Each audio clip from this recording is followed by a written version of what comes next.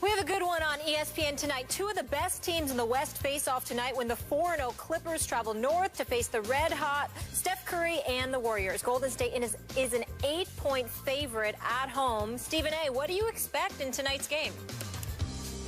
Well, I don't expect a blowout. I don't expect the Clippers to get annihilated by 50 points like the Memphis Grizzlies did. I think the Clippers and the Warriors being the lone undefeated teams in the Western Conference, I think that speaks to a collision course that seems imminent. They don't like each other very much. You've got Blake Griffin training with an MMA fighter to learn how to be more physical. You got Doc Rivers irking them because a reporter misconstrued his comments, talking about the Warriors and luck, you know, contributing to their championship that they captured last year. You got Klay Thompson remembering that. You got Sean Livingston talking about how Blake Griffin was unusually physical during a preseason game. And we all know that Chris Paul is not going to bow down to anybody, even though he can't guard Steph Curry, because Steph Curry can pull up from 40, and no one can guard that. The flip side is that Steph Curry and those boys are going to have to guard Chris Paul, too. So it's going to be real interesting to see what transpires. There's no question about that. And Doc Rivers is going to take it as a source of pride as well, because even though he's the coach and he can't go out there and play Skip, it is something to be said about the fact that Steve Kerr isn't there because he's out ill. Alvin Gentry is coaching in New Orleans, and you got Luke Walton as an assistant on the bench. And I think from a prior perspective, even though coaches may not speak on it, you don't want to get out-coached by some assistant filling in. So all of those things contribute to how fiery this matchup may be.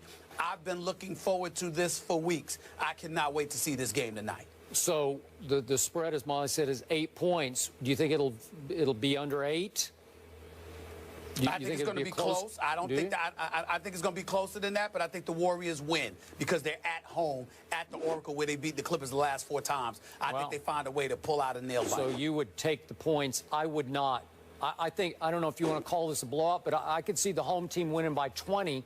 And the reason I don't call it a blowout is they just, as you point out, they just blew out Memphis by 50. They have won their first 4 games by a combined 100 points. So they're winning by an average of 20, and I think it's at home. It would be average for them to win by 20, even against a Clippers team I have high respect for. But what's going on with Steph right now is Brady-esque, because he's on a mission, chip on shoulder, to prove to the league he was not a fluky MVP and that they were not, quote-unquote, lucky. And I don't think I misconstrued what Doc said. I think he was stating a fact. They got a lot of breaks because every point guard they played got hurt. And then, of course, the Cavs injuries in the finals. So I don't know if you want to call it lucky or not, but now they have new motivation, even as defending champs, to take it back out on the Clippers, their arch rival. Yeah, I think this is going to be a nail biter unless they decide to foul DeAndre Jordan a lot and he shoots 39% from the free throw line like he did all of last season. But barring that, I think this will be a nail biter. Knicks, Cavs, Clippers, Warriors tonight on ESPN. Larry Fitzgerald is with us tomorrow, and thank you to Ja Rule. Browns announced this morning that quarterback Johnny Manziel will start tomorrow on the road against the undefeated Bengals. Browns starter Josh McCown is dealing with a painful rib injury that he suffered Sunday versus the Cardinals.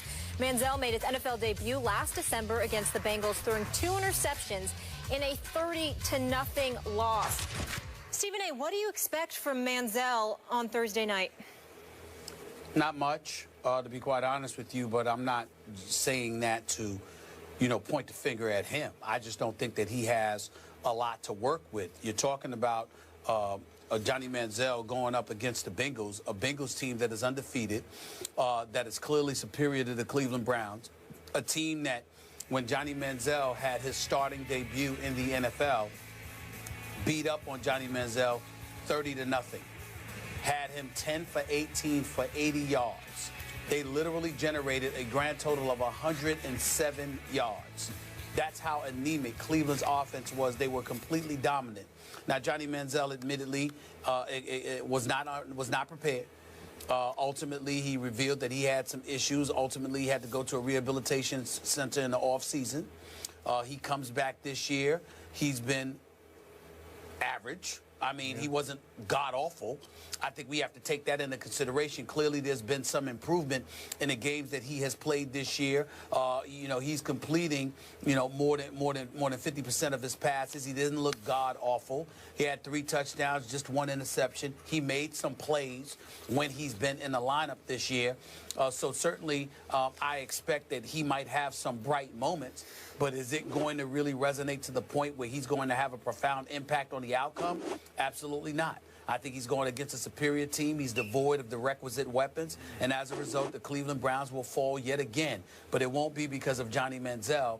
It will be because collectively, as a team, they're simply not good enough to beat the Cincinnati Bengals. Unless the Cincinnati Bengals, of course, take the night off. You know, I'm with you. He has been average this year. I'm going to, again, disqualify myself, Stephen A. As you know, I used to be Johnny's biggest fan. I used to try to drive his bandwagon. Now I'm off the bandwagon, and I still root for him. Heck, I have even prayed for him. But now that he has clearly fallen off the wagon, as in he has started drinking again, it's just hard on me to do anything but give him tough love at this point, because now I don't really care about his on the field. I only care about him off the field. And clearly he is still having issues. And then once he came close to hitting bottom in that highly suspicious incident in the car he was driving with the passenger, his live-in girlfriend, and we all remember the dash cam police audio in which we could hear the young lady saying he hit her a couple of times and that she, quote unquote, feared for her life. And we still haven't heard the outcome of the NFL's investigation into that incident.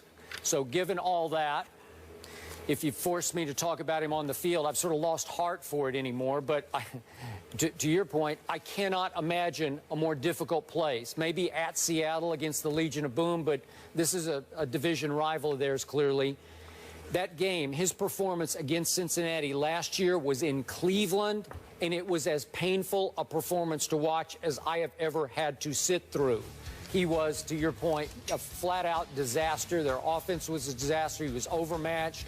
I have no idea if he was having off-the-field issues involving alcohol or whatever. But now you've thrown him back into the same fire, except it's at Cincinnati, and the Bengals, as you point out, are 7-0. Oh, great.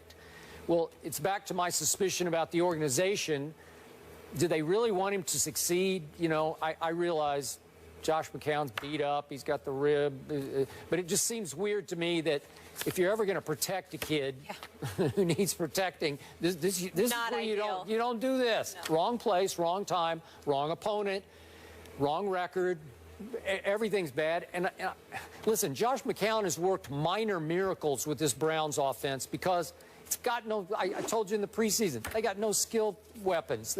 This is the worst offense in pro football as far as danger point, whereas a defensive coordinator looks at it and says, I don't fear anybody on this offense, and I don't think they fear Johnny very much. And the Bengals were out to get him last year, and they're doing the money sign to him. Great. At least he dropped the money sign. But, okay, if he was average in his previous outings, let's hope he's just average in this one. But I don't give the Browns much of a shot in the football game. Yeah, regardless. I don't give them much of a shot either. But I think in fairness to him, let's see how the off-the-field issues play out. Yep. In terms of on-the-field issues, let's acknowledge that he doesn't have much to work with. Yep. I mean, listen, on the offensive side of the ball, tell me what he has to work with. Not much. I'm all ears. Barnage, Travis Benjamin. I mean, what are we talking about? I don't know. What are we talking about here? Yep. I'm just seeing some of these names. Taylor Gabriel, Andre Hawkins. I've never heard of some of these guys. I mean, I heard of Brian Hartline. There's a reason he's not Miami any longer. I mean, I'm not knocking these guys. I'm quite, but there's nothing that really stands out here, okay? So I'm just saying that they may get lambasted, but it may not be because of their quarterback play.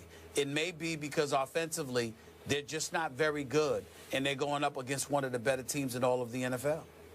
I agree. Hey, might help ratings. My only silver lining to offer right now. I think you're right about that. All right. He's not always there when you call, but he's always on time. Up next, rapper and actor Ja Rule is in the house. We'll talk to him about his new show and, of course, NFL, NBA, much more. See you in a minute. Josh. Hey. Hey. On, man. Welcome. Yeah. Get up honored, here. man. I'm honored. Stephen A., what's going on, partner? What's up, baby? How you What's doing, going on, big my man? time?